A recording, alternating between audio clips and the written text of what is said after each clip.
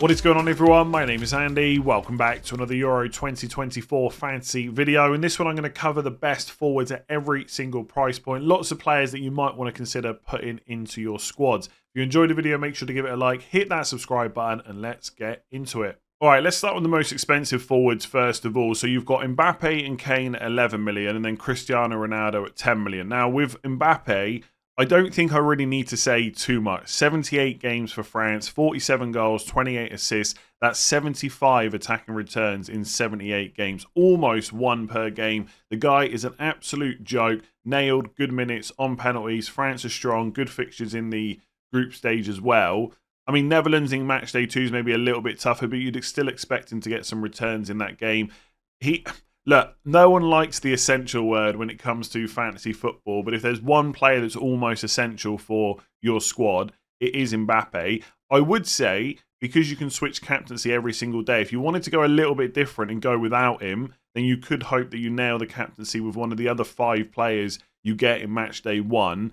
But I think for most people, just put him in, right? He's like that comfort blanket for your Matchday 1 squads. It's just an easy pick. With Harry Kane, his decent is, of course, also very good. 90 games, 63 goals, 15 assists. Only going to get subbed if the game is absolutely comfortable for England. If that is the case, he's probably had a few returns already.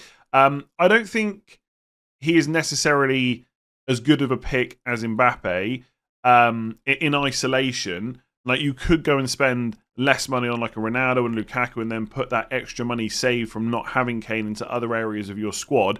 But I would say in terms of captaincy, Kane is a very good one in Matchday 1 because on the Sunday, you've got Poland against the Netherlands. Now, all of us are going to have probably a player, at least one from the Netherlands, but are they the greatest captain? Probably not. Denmark versus Slovenia, you could go for like a Højlund or an Eriksen if you wanted to. But I think on that day, Kane is the best captain. I don't think there's really any arguments against that. Whereas, for example, on Monday, if you had Lukaku, well, he is great against Slovakia, but you've also got Mbappe against Austria. So for the Sunday, Kane is the best captain. So I think that makes him a little bit better for your Matchday 1 squads. But I don't think he's as of an essential pick as someone like Mbappe, but he's still going to be in most squads. And I still think right now Kane is the second highest owned player in the game.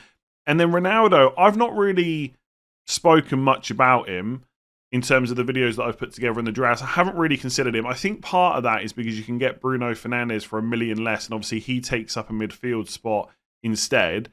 But Ronaldo is still ridiculous, right? His record speaks for itself. I probably don't need to go through his career numbers. We all know how good he is. But even if you look at qualifying, which is obviously a bit more recent for Portugal, 9 games, 10 goals, 1 assist. There is something in the back of my mind saying, is this the tournament? Not where he gets phased out. I think he's going to start for Portugal, but where he starts to see maybe more reduced minutes than we're used to. I think he's a player that you would expect just to play 90 minutes every single game, a bit like Mbappe and Kane. Could he come off a little bit earlier? Possibly, but he is certainly not a bad pick. And I actually think for what he can deliver, his ownership's actually pretty low at the moment. If I just find him here, yeah, only 15% ownership. You compare that to Kane at 49% and Mbappe at 77%. So Ronaldo's almost like a differential. And if you're someone that's going to use the majority of your chips in the group stages anyway, even if you put him in Matchday 1 and then thought, well, actually, that was a bit of a mistake, he's not worth that extra money, you've got the chips to get rid of him before the next 2 games anyway. But overall, Portugal's group is looking good. They've got Czech Republic, Turkey and Georgia in their, obviously, all their group games, and you'd expect goals in each one of them. They scored a ridiculous amount of goals during qualifying. I don't know. I think he is a good pick. I wouldn't sit here and tell someone they shouldn't have Ronaldo in their team. And maybe you could even double up Ronaldo and Bruno Fernandes. That might be another nice differential option. But I think if you're only picking one or the other, getting Fernandes for $1 million less seems a little bit better to me right now, but maybe that won't be the case. So for the next bracket, we got 3 players that cost between 9 and 9.5 million euros. So that's Lewandowski, Lukaku, and Griezmann. I think for Matchday 1, the only one of these 3 players that I'd be looking at is Lukaku. Like, Lewandowski at 9.5 million feels very expensive, especially when Poland have Netherlands Matchday 1 and France in Matchday 3. Even if I was using a chip in Matchday 2, where they play Austria, I'm still not convinced that I would put him in the team. I just think there's better ways to spend your €100 million budget. So in past tournaments, probably would have gone for him, but not in this one. Like, even during qualifying, he played 8 matches, 3 goals, 2 assists. Like, it's not terrible, but it's nothing to get that excited about either. So for me, Lewandowski, maybe if you wanted a differential, possibly in Matchday 2, but I wouldn't be putting him in my squad for Matchday 1. Lukaku's record, ridiculous for Belgium. 80 goals in 98 games. And even during qualifying, 8 matches, 14 goals. So absolutely banging them in. Whatever you think about him as a player at club level, he always seems to deliver for Belgium. They got a really strong squad as well. He's cheaper than Ronaldo, Mbappe and Kane. So he's a nice option. But you don't necessarily need him for captaincy, depending on how you're setting up the rest of your squad. Now, captaincy is not the only reason to pick a player, right? If you think he's going to get a bunch of points anyway, then of course you should go for him. But I mentioned this in other videos, that in Matchday 1, he plays the same. I've actually mentioned it in this video as well. Matchday 1, he plays the same day as Mbappe, so most people are going to captain the Frenchman. And then in Matchday 2, he plays the same day as Portugal. So if you've got Ronaldo or Fernandes, you've got another option there. But even taking that out of the equation, I think Lukaku's a really good player. And a lot of building your squad will come down to combinations.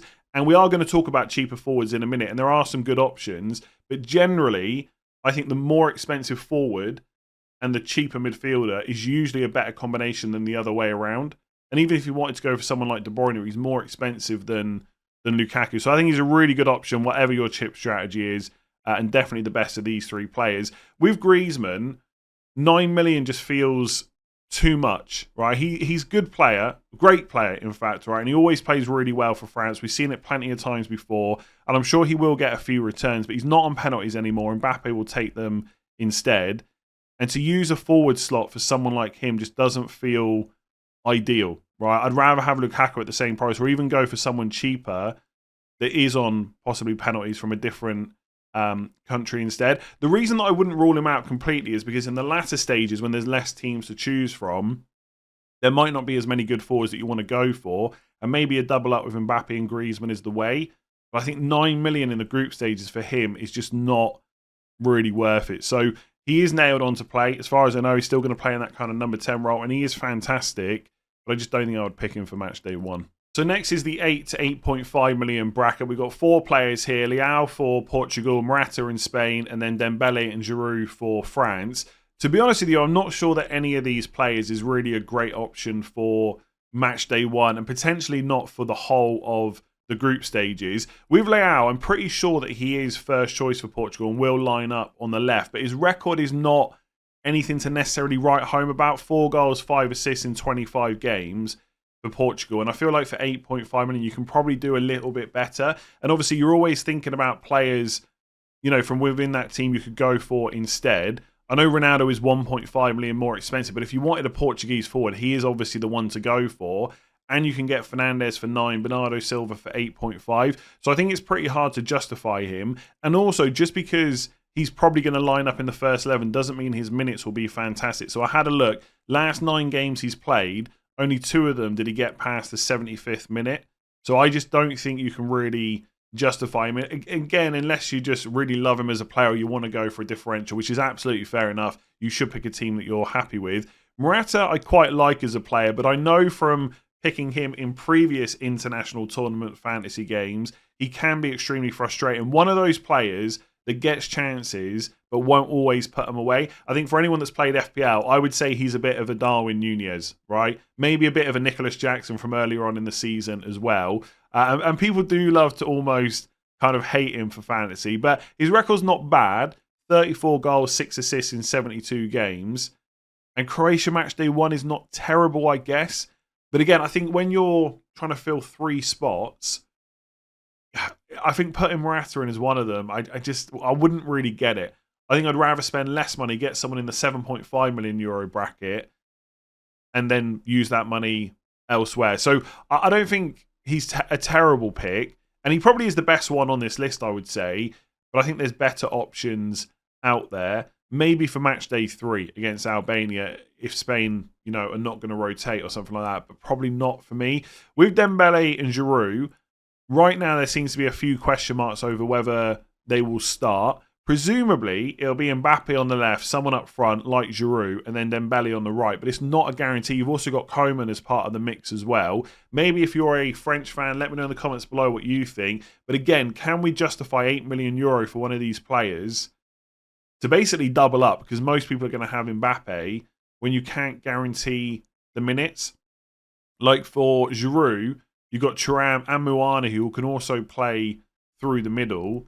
And I think it probably will be one of Giroud or Thuram. I could be wrong on that, right? But I just don't see why you would do it. Again, if you're going for Mbappe, it's a double up. You're using 2 slots on France in your 3 forwards, and you're missing out on some really good players elsewhere. So I think you just ignore them, right? So I've covered this just because that's the next bracket down. But outside of Morata, and even he I'm not sure about, I think you probably just ignore all of these players. Maybe in the latter rounds, again, a bit like I spoke with Griezmann, that changes.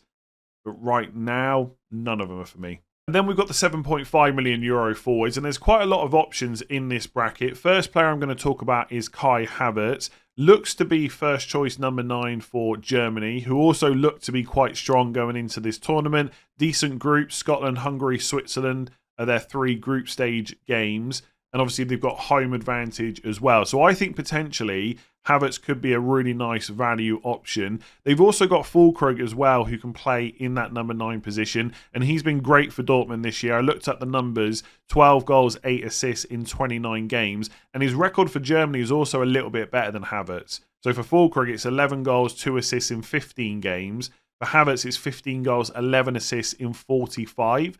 But I don't think I would put too much emphasis on that. If he's going to play number 9 for this Germany team, he is going to get chances. And even if Füllkrug comes off the bench, Havertz is quite versatile, can play a number of different roles. So it doesn't even necessarily mean that he would be the one to get substituted straight off. So I think for 7.5 million, he's pretty great, especially with the fixtures that Germany have got. But he is by no means essential as a value player, because even if you wanted to triple up on Germany, they've got a ton of other options. Gundogan, Wirtz, Musiala, Rudiger, Tar, obviously Mittelstadt as well. So Havertz is by no means essential. But if you did want to drop one of those more expensive forwards down to someone a little bit cheaper, I do really like him as a pick. You've also got Chiesa for Italy, should be nailed on. And there's a few players in this list, some I've already talked about, like Dembele, for example, that are really wide players, but in this format, they get listed as forwards, which makes it a little bit tougher, I guess. But either way, we won't get into that discussion right now. But Chiesa should be nailed.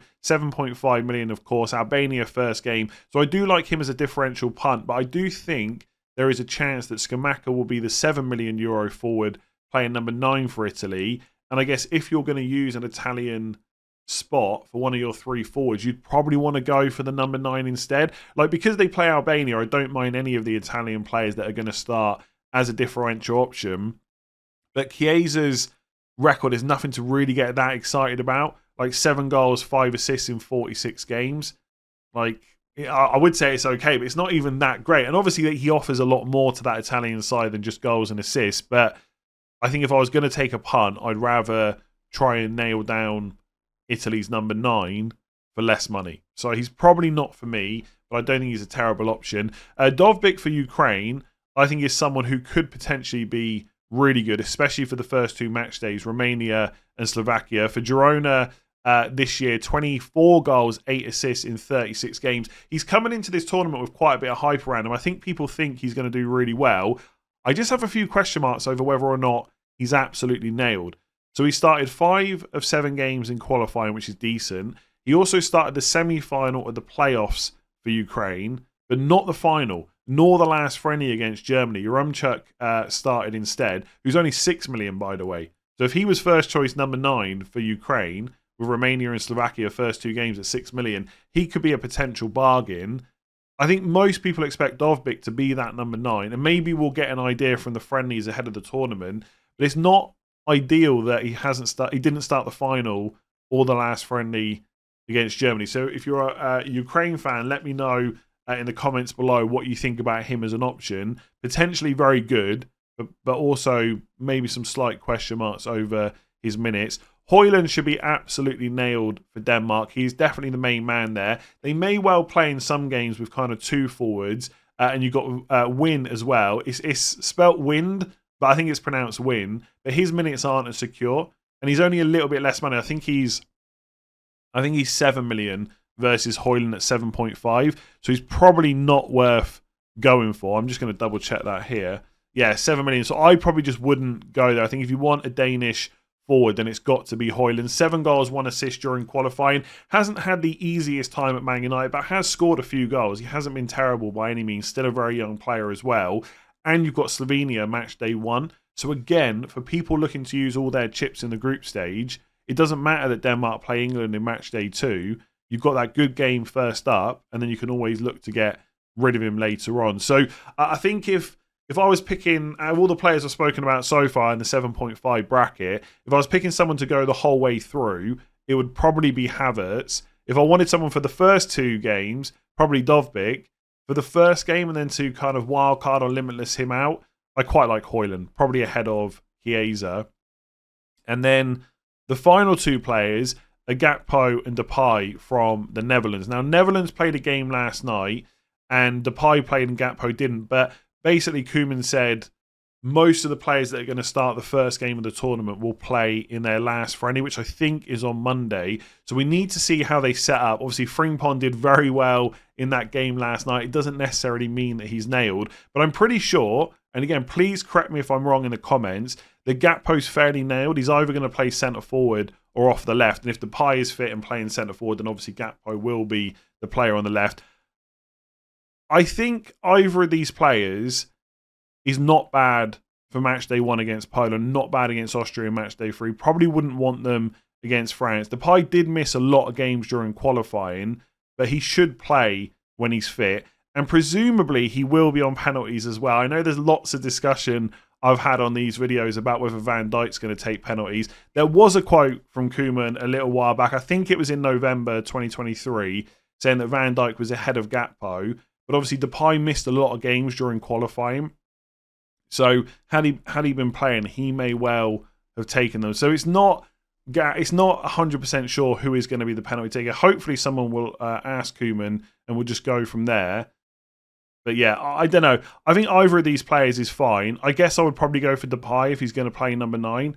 But Gakpo should play either way. His record is okay. 9 goals, 4 assists for the Netherlands. But I think I prefer Depay. I got to be honest, I'm a little bit sure about Netherlands in general. It feels like they're obviously a good team and they've got some good fixtures in the groups, but there seems to be too many question marks about how they're going to set up and exactly who's going to play, which maybe doesn't matter, right? If you can nail down the starters, then happy days.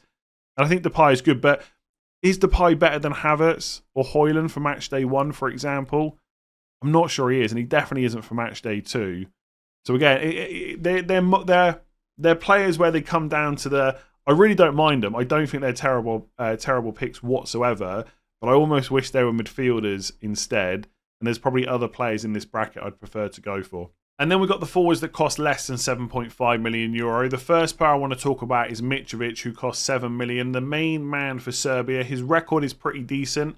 57 goals in 88 games. He's not been talked about that much. I actually think he's potentially really good value. But the reason he's not being talked about is because he's playing England in match day 1, the toughest game of the group that they're going to have. And no matter what you might think about that England team, defensively they are pretty solid. And even though it's now been confirmed that Maguire is not going to be in the squad, Mark Gay is probably going to step in as that centre-back. And obviously Declan Rice in front of him. It's just a really good setup. It's going to be difficult for Serbia. But I think if you're looking for someone from match day 2 onwards, Slovenia, if you're like playing your wild card so you haven't got unlimited budget, Mitrovic could be pretty decent. Scamacca for Italy I've already touched on when I spoke about Chiesa. It's not guaranteed he's their number 9, but I think it's the most likely outcome. Hopefully we'll get more information in any remaining friendlies they have before the tournament starts. His record's not great. 1 goal in 14 games, and he only started once during qualifying, but at club level a little bit better. 12 goals in 29 league games for Atalanta. So it shows he can do it. And I may have mentioned like 1, 2, 3, 400 times that Italy play Albania in match day 1. So as a punt, I quite like him. But there is some risk there. And obviously after that, you got Spain and Croatia in match day 2 and 3. So probably not quite such a good option. Doku is another one of those players that's mostly going to play wide, but is listed as a forward. At 7 million, he's cheaper than Lukaku, De Bruyne, Trossard, etc. I don't mind him as a value pick, but his record is not that great. I mean, during qualifying, it wasn't bad, right? It was 4 starts in 6 games during qualifying. He got 4 assists during that time, but no goals. And where possible, you want to buy players that are going to score, right? They're worth more points. I don't know about him. Like his record overall, I'm just looking here, 2 goals, 6 assists in 21 games. But I feel like it's a bit harsh to kind of measure him on that because he started very young. He's still only 21. He just feels like that player that when he plays, he worries defenses, is not necessarily always going to get massive amount of returns. So I don't mind him, but I wouldn't see me putting him in. Like on this, like out of the 3 players I've spoken about so far, I mean, Mitrovic maybe not because he's playing England, but I'd rather take a punt on Scamacca against Albania and fill the Belgium spots with other options. Like you've got Lukaku, De Bruyne, Trossard. You've also got Fast if he's going to play, Castagna for 5 million, Castile's in goal as well. I don't know about Doku. Like he's a good player, but I'm not sure he's great for fantasy. But the fixtures are good, match day 1 and 2. So again, you want to take a punt, go for it. It's your team. Then we got Schick. He is the guy who scored against Scotland from the halfway line at Euro 2020. Was injured during qualifying, but started the last 2 friendlies. 17 goals in 35 games at international level, which is not too bad. 7 goals in 20 games for Leverkusen this season. Only started 12 of those games. So I think he could do well, and I think the group is actually pretty good, but only from match day 2 onwards, right? It's Georgia and Turkey in match day 2 and 3.